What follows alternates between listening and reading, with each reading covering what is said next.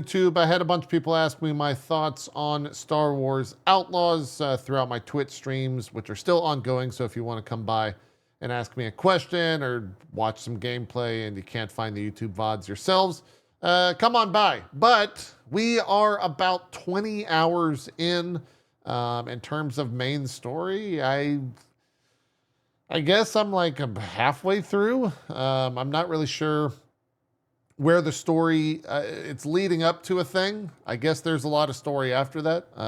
So I can't really comment on that too much because I don't know. But I'm not going to spoil any story or major plot elements in this. Maybe a character or two that are, from the Star Wars franchise, I suppose. But yeah, we won't have any spoilers or anything like that. Right out of the gate, hey, this game's pretty divisive. I'm sure if you're here, you've already seen a lot of the conversation on the internets. And I think I'll take the stance that like you're either gonna really like this game or you're really gonna hate this game. And I'll kind of get into that, I think, throughout the video with maybe a culmination as to why at the end. Or I'll forget I ever said that, which is probably the case. So these are my thoughts so far. Just kind of bullet point right out of the way, getting it out of the way, the boring stuff. Graphics, good/fine. Performance, fine. RTX can be a little bit cumbersome if you're not on the latest and greatest hardware. When it comes to the PC, this isn't a full dive or anything on any of that, so go watch the Digital Foundry video if you're looking for that conversation. The visuals, the environments, the feel, I think that's the best aspect of the game. The audio's been fine. Voice acting, fine. Story, fine so far. Gameplay, it's probably where a lot of the conversation, I think, starts to be a little bit harder to answer in terms of one words. I think words like serviceable fit there. I think words like very light fit there. But I wouldn't necessarily say that those are bad. I would just say that's kind of the game that they're trying to create. And that's kind of where they're going. It's not necessarily an RPG. There's no skill tree in this game. There's no XP to be gained. Everything is unlocked in this game by going and finding and doing things for people, quests, as it were. And then once you get those quests and you find the materials in game, then you can activate that ability and get an extra HP slot or an ion smoke grenade or the ability to take out elite enemies with like a back attack, a back melee type deal. So I think maybe the best place to start with all of that right out of the gate, it's probably the number one thing that I've seen people discuss in this game, and that's the stealth. It does have some moments in the game where you're kind of forced to stealth. It kind of sucks, but it's also kind of fine, I guess, in some ways. So, yeah, I don't like stealth games. Let me just say that. I think stealth games are pretty bad. I don't think that there's necessarily a good stealth game. I think that there are good games that have stealth, but I don't think there's a good stealth game. And yes, I know, Dishonored, Thief, blah, blah, blah. That's a whole separate video. I think the idea of stealth in video games sucks, and I don't like it. So why am I sticking with this? Well, I think it hinges on that Star Wars aspect. It really does carry the game. And I think that's where, the divisiveness comes into play. If you like Star Wars, if you're a big Star Wars guy, you'll probably enjoy this game. It does a really good job of making the worlds and the environments very dense, very believable, very lived in. All those buzzwords that you've come to expect from video games thoughts and video games reviews and blah, blah, blah.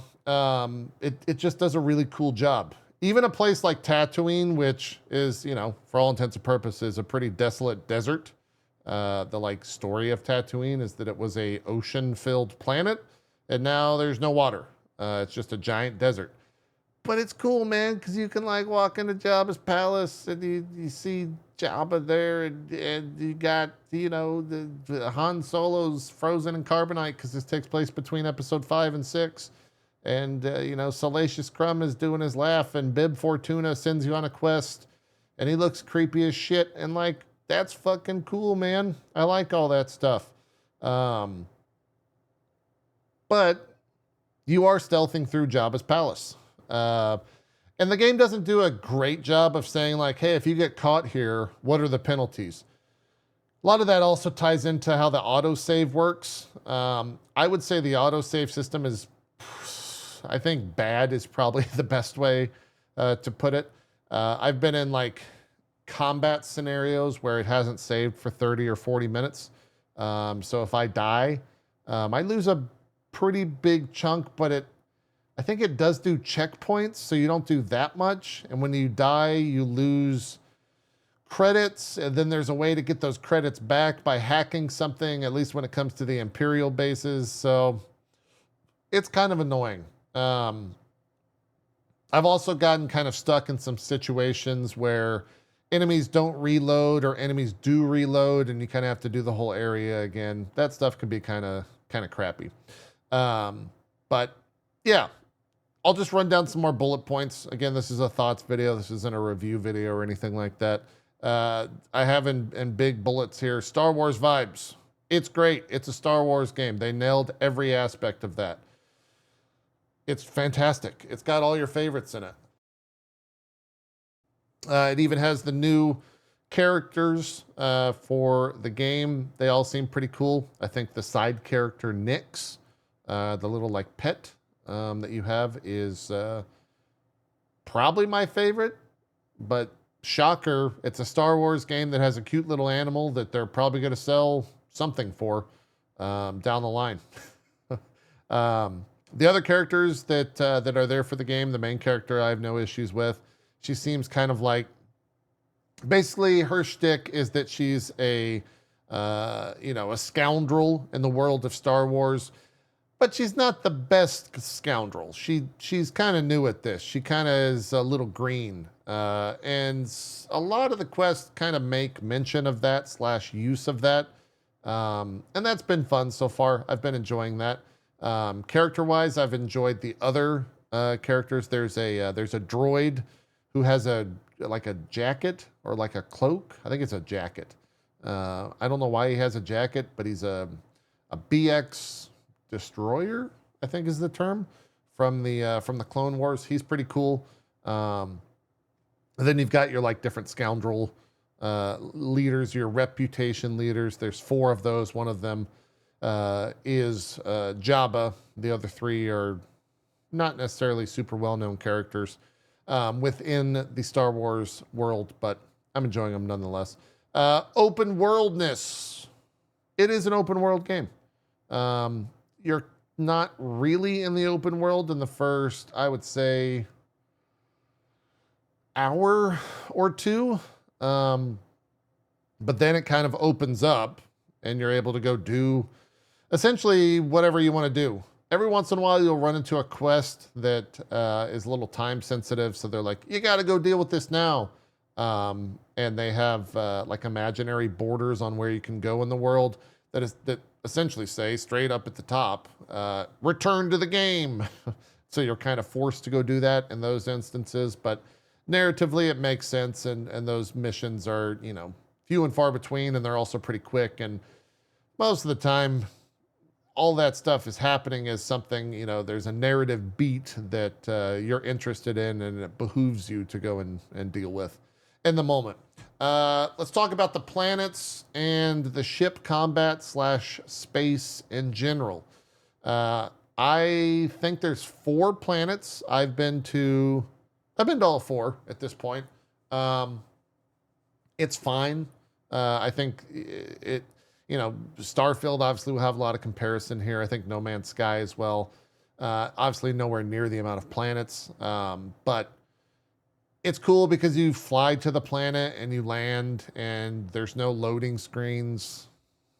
Explicitly, it does the thing where you're like, you're going through the clouds, and while you're going through the clouds, we're going to load the world, and oh, your character's landing into a spaceport, and now you're on the spaceport. But all the like, smoke that they hide all that behind, it does a good job. It never really pulls you out of the game, and I think that's probably the best way to handle that. Ship combat. Just like most other gameplay elements in this game, it's pretty light. I would say it's definitely, if you're thinking of how you want to handle the game in terms of controls, I've played the game primarily on mouse and keyboard, but I will only do the flying with a controller. It just feels that much better. If you are going to use mouse and keyboard, they basically use A and D as your like evade, and then Q and C is how you go, like how you handle the Z axis. So that kind of sucks. Use a controller for the ship combat. That being said, it's not super deep, but it's serviceable. You can have some fun flying around, shooting some TIE fighters or some Pike ships or stuff like that. And there's things to go and discover. For the most part, I haven't ran into too much of that. Every once in a while, it'll be like, you got to help escort this ship. And so you'll go fight a couple ships in space and go from one point to another point. And it's fine, ultimately. Sabacc. I'm a big fan of Sabacc. Sabacc is obviously, I'm going to say it one more time, Sabacc. It's obviously in the Star Wars universe already, and they do a pretty faithful adaptation into this game. It's a good way to earn credits. There's a bunch of story stuff. You might even run into, let's say, the sexiest man in the universe. Star Wars fans will understand that. And you have to play some Sabacc for him to get some stuff back, and yeah. It's fun. You can cheat in Sabacc. You can have your little pet Nix go and look at their cards. Or you can do things where you fix the dice roll, stuff like that. It's kind of fun. I think magnetic dice is how that's done. And maybe that's a good segue to kind of talk about how upgrades are done, because it's not an RPG. There's no levels in this game. There's no skill trees. Essentially, you have, I believe it's 9. It might be 8. I haven't seen the center person yet, but there's like 9 trainers that you go and do quests for. And then when you do the quest, they give you some sort of upgrade, whether it's something for your speeder bike so they can go on water, or a speeder bike in general, different things like that. And then once you finish those quests, as you do things throughout the game, which really range through all different aspects of the game, fighting, trading with vendors, upping reputation levels, different things like that, it will kind of check a box as you do enough of those. And then as you kind of fulfill all of those things, as well as have, in some cases, some items, it will just get you or grant you the ability to do more stuff, whether it's get more HP because you killed X amount of guys in a certain way, or allow you to do a thing. They kind of do a clever thing where it's like shoot first, question later, or whatever is one of the skill abilities. And that means like when someone catches you, you'll put your hands up and then you'll draw your pistol and shoot them. That type of deal, and it does extra damage and blah, blah, blah. But that's all done just through finding things in the world and kind of doing quests. So if you're wanting, the more traditional Ubisoft way of hitting level 30 and getting the arrow in Assassin's Creed, then you can go first person and control the arrow and go and kill something with. That's not necessarily here. It's not here at all. That's maybe one of my, I kind of miss that every once in a while. That being said, I think it makes more sense if we were creating our own scoundrel to have a skill tree. You're definitely playing a character within the Star Wars universe, and so they try to keep, that character grounded in a sense with the abilities and the things that they want you to have access to in the ways they want you to have access to them. So that's how I would, that's That's how I would, it makes sense from a narrative point of view. What else? Just going down my bullet points here. Difficulty. I'm playing on the hardest setting, which I think is just hard or maybe harder. It could be a little annoying at sometimes. Death troopers, there's like a wanted system in the game. They do a lot of damage. It can just kill you. The AI is like okay. I don't necessarily know if they get better. I don't know like what the difficulty ups, if it's their HP or the rate at which they find you when in the stealth moments or what. But hard hasn't been too difficult. Most enemies take, a couple of shots of your blaster, because you do have a laser pistol in this game, which you can modify to do different things. But yeah, if you're just looking to have some fun, I would say normal is fine. There's no benefit to playing on hard from a gameplay perspective, apart from it just being a little bit harder. So I mentioned the laser pistol. There are weapons in this game. You have a pistol, but you don't have any other rifles or anything.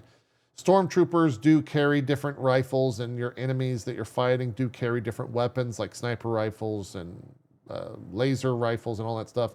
You can go pick those up.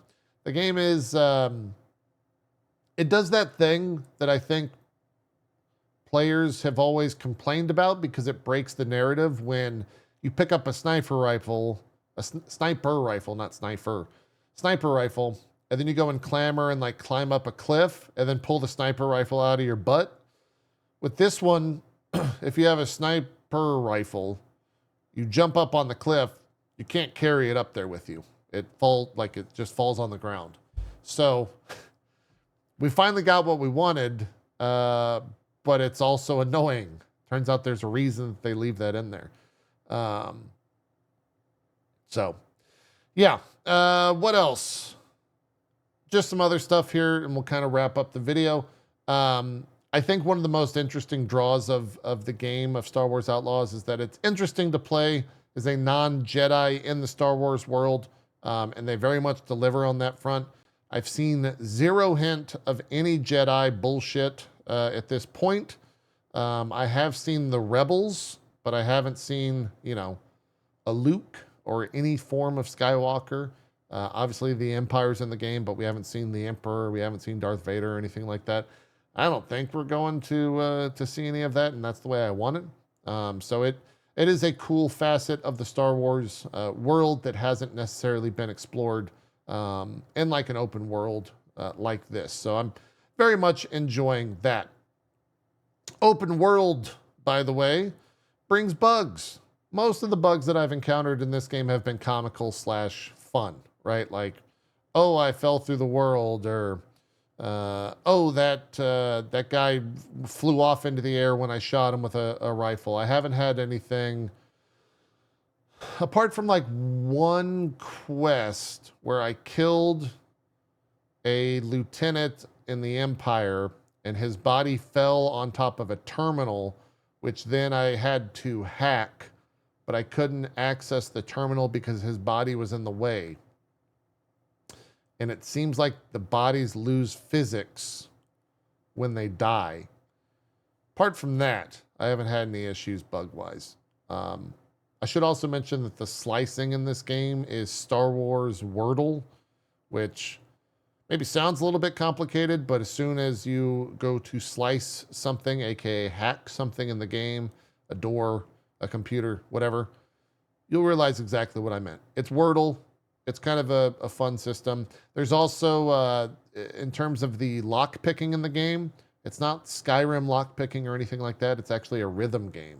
So that's kind of a unique take on it that is a rhythm game enjoyer. I actually do enjoy. I mentioned the autosaves.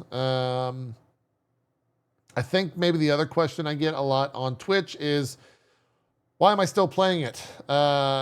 I feel like they don't make games like this anymore. I really like an open world game. I really like an Ubisoft open world game every once in a while.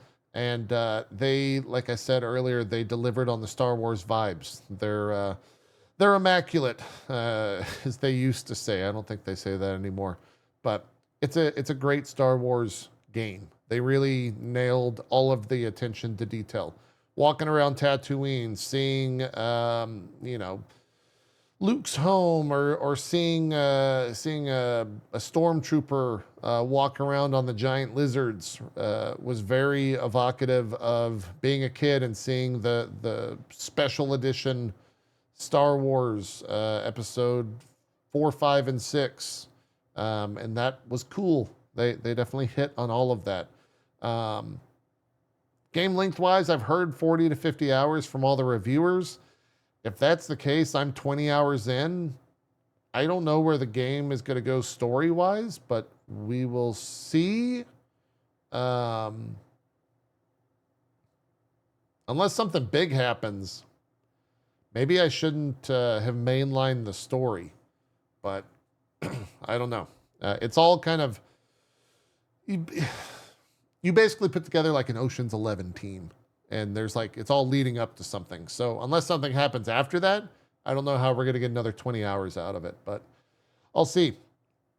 The last thing, and probably one of the other big comments that I get is, should I pay $70 for this? I don't like answering this question because money means different things to different people.